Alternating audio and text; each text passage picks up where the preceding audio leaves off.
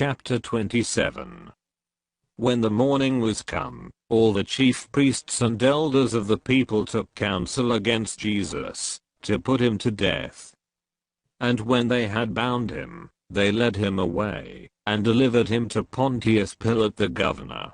Then Judas, which had betrayed him, when he saw that he was condemned, repented himself, and brought again the 30 pieces of silver to the chief priests and elders, saying, I have sinned, in that I have betrayed the innocent blood. And they said, What is that to us? See thou to that. And he cast down the pieces of silver in the temple, and departed, and went and hanged himself. And the chief priests took the silver pieces, and said, It is not lawful to put them into the treasury, because it is the price of blood. And they took counsel, and bought with them the potter's field, to bury strangers in. Wherefore that field was called, the field of blood, unto this day.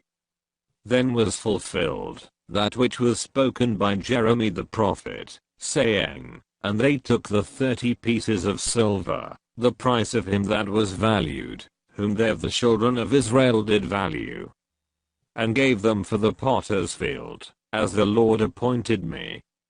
And Jesus stood before the governor, and the governor asked him, saying, Art thou the King of the Jews? And Jesus said unto him, Thou sayest. And when he was accused of the chief priests and elders, he answered nothing. Then said Pilate unto him, Hearest thou not how many things they witness against thee? And he answered him to never a word, insomuch that the governor marveled greatly. Now at that feast the governor was wont to release unto the people a prisoner, whom they would. And they had then a notable prisoner, called Barabbas. Therefore when they were gathered together, Pilate said unto them, Whom will ye, that I release unto you? Barabbas, or Jesus which is called Christ? For he knew that for envy they had delivered him. When he was set down on the judgment seat, his wife sent unto him, saying, Have thou nothing to do with that just man, for I have suffered many things this day in a dream because of him. But the chief priests and elders persuaded the multitude, that they should ask Barabbas, and destroy Jesus.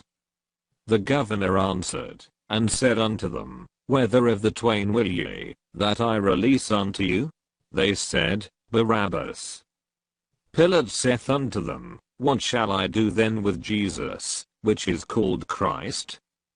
They all say unto him, Let him be crucified. And the governor said, Why, what evil hath he done? But they cried out the more, saying, Let him be crucified. When Pilate saw that he could prevail nothing, but that rather a tumult was made, he took water, and washed his hands before the multitude, saying, I'm innocent of the blood of this just person, see ye to it. Then answered all the people, and said, His blood be on us, and on our children. Then released he Barabbas unto them, and when he had scourged Jesus, he delivered him to be crucified. Then the soldiers of the governor took Jesus into the common hall, and gathered unto him the whole band of soldiers. And they stripped him, and put on him a scarlet robe. And when they had plaited a crown of thorns, they put it upon his head, and a reed in his right hand, and they bowed the knee before him, and mocked him, saying, Hail, King of the Jews! And they spit upon him, and took the reed, and smote him on the head. And after that they had mocked him, they took the robe off from him, and put his own raiment on him, and led him away to crucify him.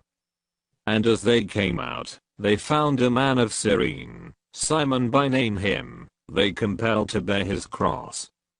And when they were come unto a place called Golgotha, that is to say, a place of a skull, they gave him vinegar, to drink mingled with gall, and when he had tasted thereof, he would not drink. And they crucified him, and parted his garments, casting lots that it might be fulfilled which was spoken by the prophet, they parted my garments among them, and upon my vesture did they cast lots. And sitting down they watched him there, and set up over his head his accusation written, This is Jesus the King of the Jews. Then were there two thieves crucified with him, one on the right hand, and another on the left.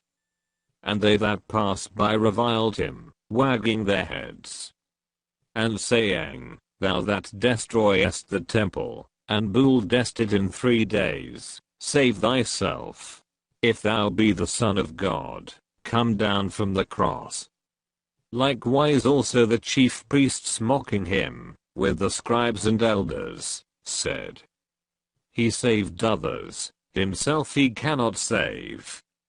If he be the King of Israel, let him now come down from the cross, and we will believe him.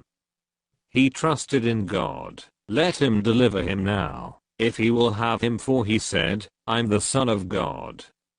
The thieves also, which were crucified with him, cast the same in his teeth.